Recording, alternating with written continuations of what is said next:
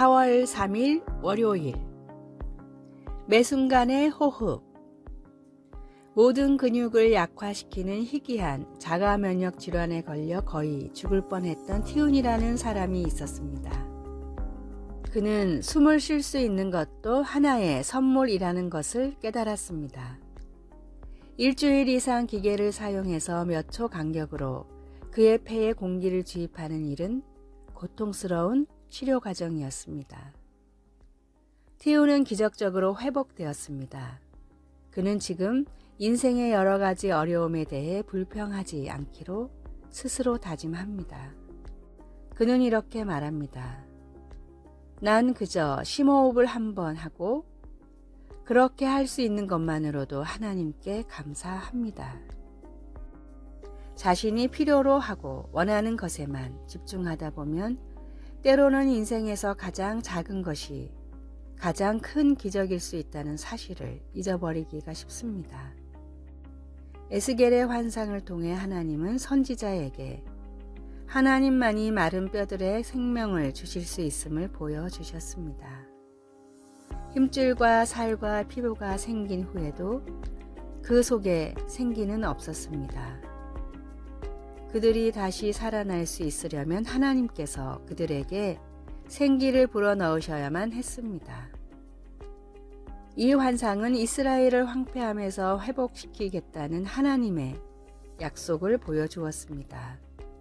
또한 하나님께서 호흡을 주시지 않으면 내가 가진 크고 작은 모든 것이 아무 소용이 없다는 사실을 일깨워 줍니다. 오늘 우리 삶의 가장 평범한 복에 대해 하나님께 감사하지 않으시겠습니까? 매일 어려움을 겪는 가운데 가끔은 멈추어 심호흡을 합시다. 말씀, 너희 위에 힘줄을 두고 살을 입히고 가죽으로 덮고 너희 속에 생기를 넣으리니 너희가 살아나리라. 또 내가 여호와인 줄 너희가 알리라 하셨다 하라. 에스겔 37장 6절. 찬송 429장 세상 모든 풍파 너를 흔들어. 기도. 하나님, 저에게 매 순간 호흡을 주셔서 감사합니다. 인생의 가장 작은 것들이 주는 가장 큰 기적들로 인해 감사드립니다. 아멘.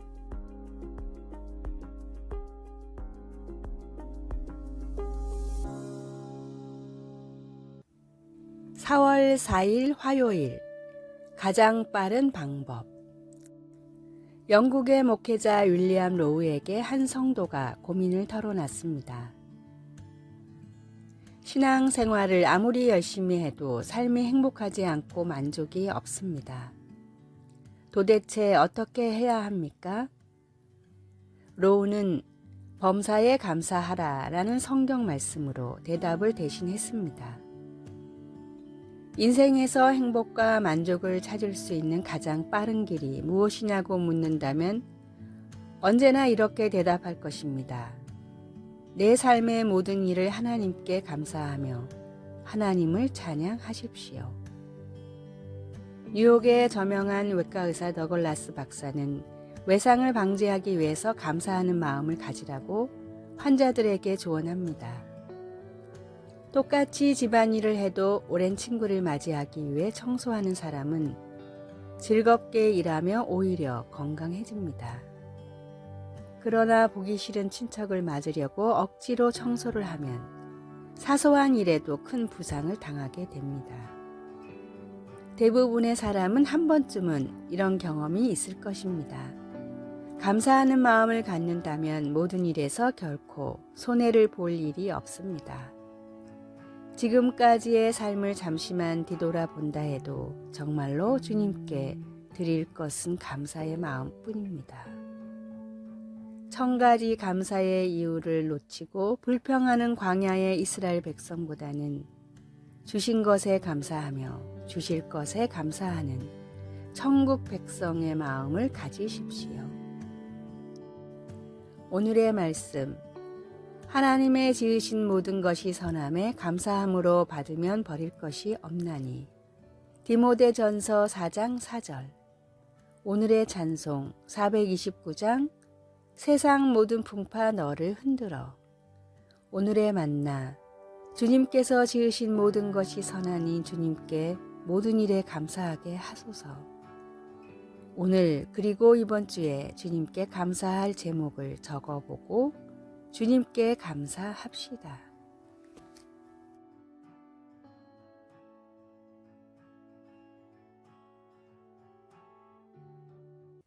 4월 5일 수요일 관심의 편지. 수십 년 전 제리모토 박사는 관심의 편지가 힘이 있다는 것을 발견했습니다. 그의 연구는 이전에 자살을 시도했던 퇴원 환자에게 단순히 관심을 표현하는 편지를 보내는 것만으로도 재발 비율을 절반으로 줄일 수 있다는 것을 보여주었습니다.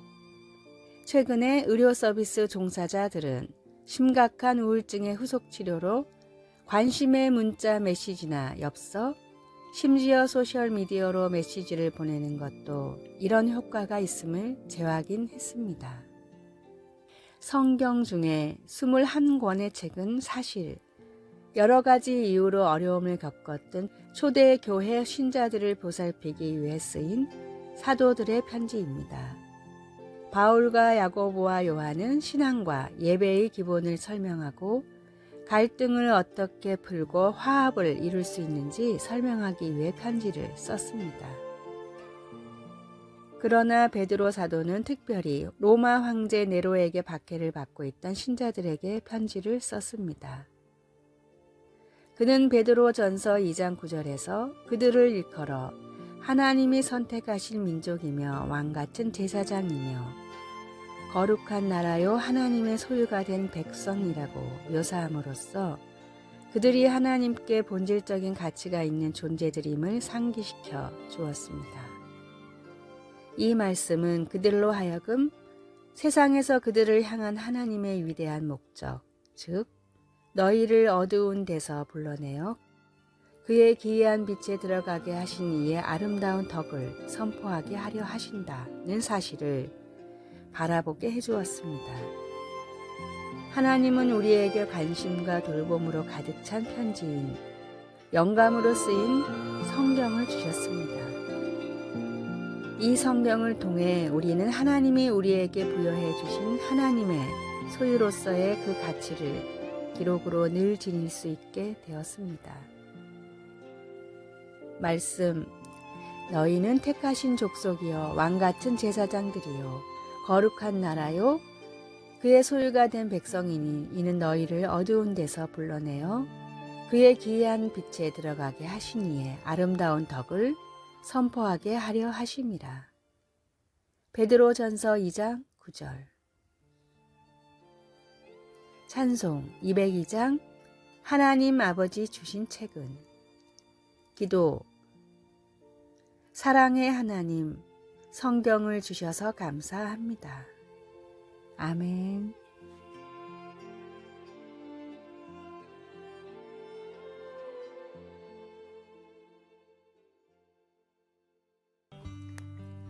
(4월 6일) 목요일 봉우리 위의 종교. 20세기 중국 최고의 지성으로 불리는 류니탕 박사는 자신의 대표작 생활의 발견에서 스스로를 이교도라고 불렀습니다. 류니탕 박사는 목사님인 아버지 밑에서 모태신앙으로 자랐으나 신앙에 의심을 품고 다른 종교에도 길이 있을 거라고 생각했습니다. 이교도라는 표현은 기독교에만 길이 있다는 진리를 비꼬기 위한 의도였습니다. 그로부터 20년이 지나고 류니탕 박사는 이교도에서 기독교인으로 라는 자전적 수필을 썼습니다. 이 책에서 류니탕 박사는 이교도에서 다시 기독교인이 된 이유를 다음과 같이 밝혔습니다. 나는 그동안 다른 우물에 답이 있나 들여다보았습니다. 그러다 한 우물에 빠졌는데 그곳에서는 내가 전생에 저지른 일 때문에 우물에 빠진 것이다 라는 말만 했습니다. 어떻게 기어나와 다른 우물에 빠졌는데 이번엔 쓸데없는 짓 하지 말고 똑바로 살아 라는 책망만 들었습니다. 우물에 빠진 나를 구하기 위해 누군가 직접 줄을 메고 내려온 종교는 기독교뿐이었습니다.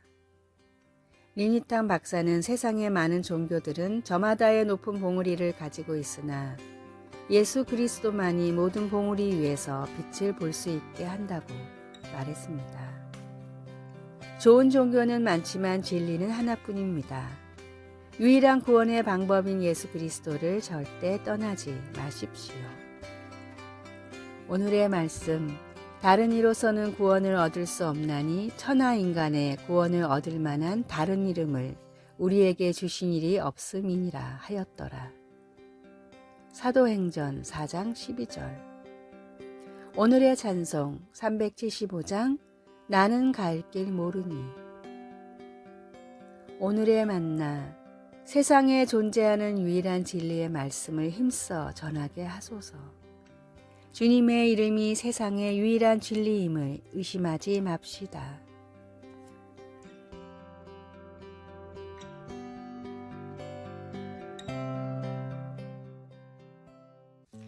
(4월 7일) 금요일. 슬픔이 변하여. 늑대에 관해 지식이 많은 전문가의 말에 따르면 늑대들은 기쁠 때에는 꼬리를 흔들며 뛰어논다고 합니다.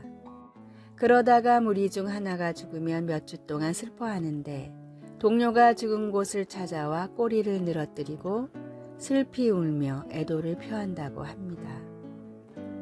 애통하는 것은 특히 사랑하는 사람의 죽음이나 소중한 희망이 사라질 때 우리 모두가 경험하는 강한 감정입니다.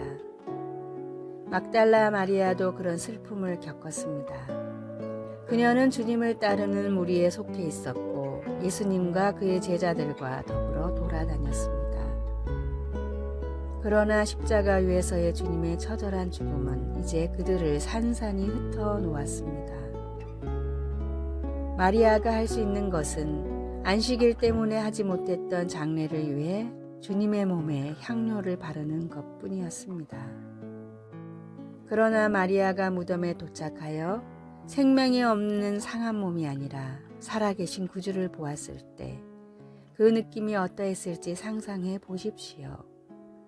마리아는 처음에 자기 앞에 서 있는 사람을 알아보지 못했지만 그분이 자기 이름을 부르는 음성을 듣고 그분이 바로 예수님이라는 것을 알았습니다. 그 순간 슬픔은 기쁨으로 변했습니다. 마리아는 이제 내가 주님을 보았어요 라고 기쁜 소식을 전할 수 있었습니다. 예수님은 어두운 이 세상에 자유와 생명을 전하려고 오셨습니다. 주님의 부활은 그가 시작한 일을 마침내 성취하셨다는 사실을 기리는 의미가 있습니다. 우리도 마리아처럼 주님의 부활을 기뻐하며 주님이 살아계시다는 복된 소식을 전할 수 있습니다. 말씀, 막달라 마리아가 가서 제자들에게 내가 주를 보았다 하고 또 주께서 자기에게 이렇게 말씀하셨다 이르니라. 요한복음 20장 18절. 찬송 293장 주의 사랑 비칠 때에. 기도, 예수님, 주님의 부활과 주님 안에서 누릴 수 있는 새 생명을 기뻐하며 찬양합니다. 아멘.